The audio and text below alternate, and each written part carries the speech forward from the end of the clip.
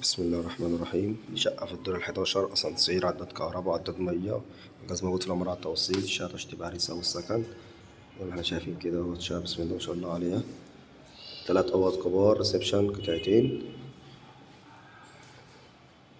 شقة رابع نمرة من الشارع 25 في منطقة تصل اسكندرية، شارع الرضوان. دي مكتبة للشاشة، دي بلكونة اهيت.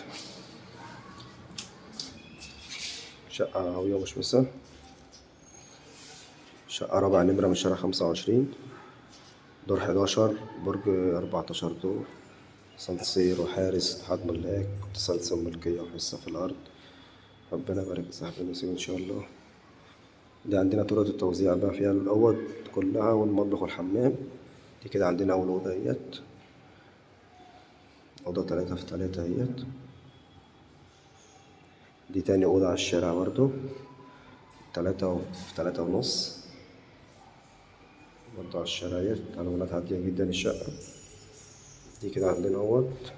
الأوضة التالتة دي 4 في 3، دي أكبر أوضة فيهم، تشيل أوضة تكون مرتاحة. 4 في 3 هي على الشارع برضو، 3 قطع طبعا على الشارع. القلموتان بتاعها يركب إن شاء الله، الاستلام كله بالقلموتان. زي ما احنا شايفين الشقة ديت مش محتاجة القلموتان بس، والصحي. ده الحمام. هنا مكان الكابينة اهيت، والقعدة والحوض. الحمام بتاع مرتاح برضو، الاستلام بالقلموتان بكله إن شاء الله. عندنا المطبخ، هنا مكان التلاجة والبوتاجاز، والغسالة هي تحت الرخامة. مطبخها مرتاح جدا، التلاجة والبوتاجاز والغسالة مرتاحين إن شاء الله. الاستلام كله بالقلموتان كله إن شاء الله. الشقة مساحتها 110 متر، 3 ريسبشن، 3 عداد مية وكهرباء، وجاز موجود في العمارة على التوصيل. ربع نمرة من الشارع 25. الشقة والسكن، محدش السكن قبل كده.